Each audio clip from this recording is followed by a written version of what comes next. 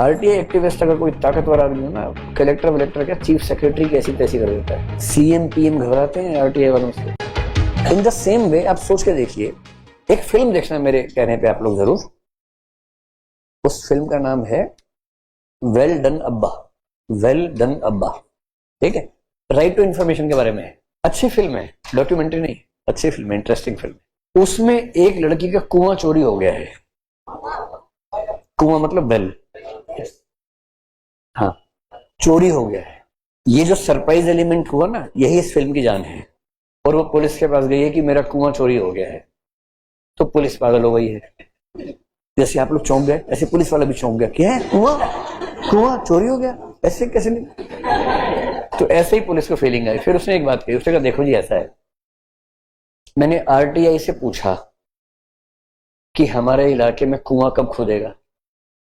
जवाब आया कि पिछले साल खुद चुका है, और लोकेशन बताई कहाँ खुदा है।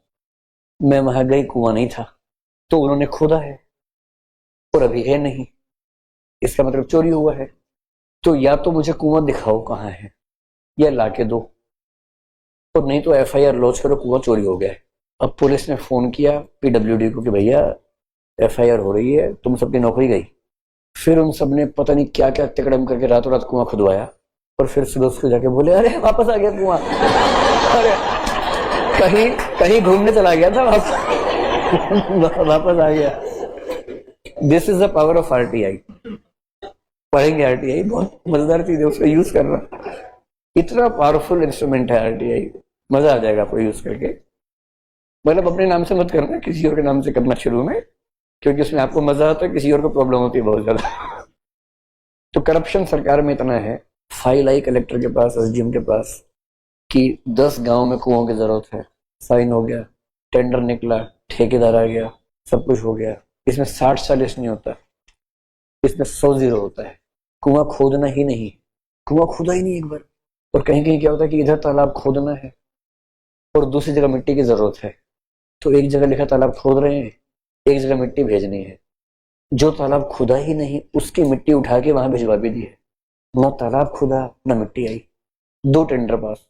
अगले साल फिर फाइल बनती है कि बरसात का पानी आने से जो मिट्टी हटवाई थी, फिर मिट्टी जम गई तालाब में, तालाब को फिर खोदना होगा।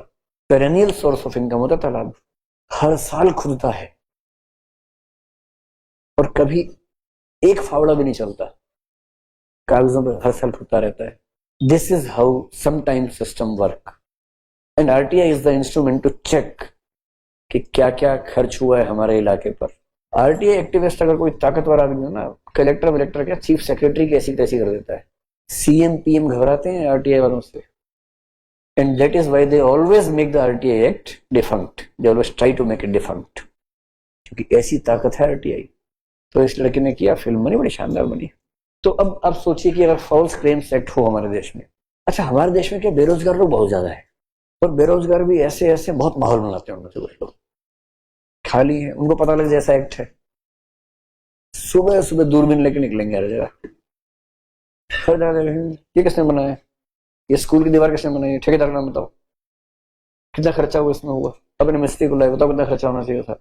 उसने कहा जी 10,000 होना चाहिए था, 10.5 लिखा हुआ है, 500 रुपए के लिए क्या केस करोगे, चलो छोड़ो आगे चलो और कोई दीवार देखो। तो ढूंढ ढूंढ के एक ताजमहल ढूंढ लेंगे अंदर से कि ये करप्शन हुआ है, और केस कर देंगे। और अगर केस करके मान लो 20-50 हजार मिल गया, तो महीने में एक केस तो बनता ही है।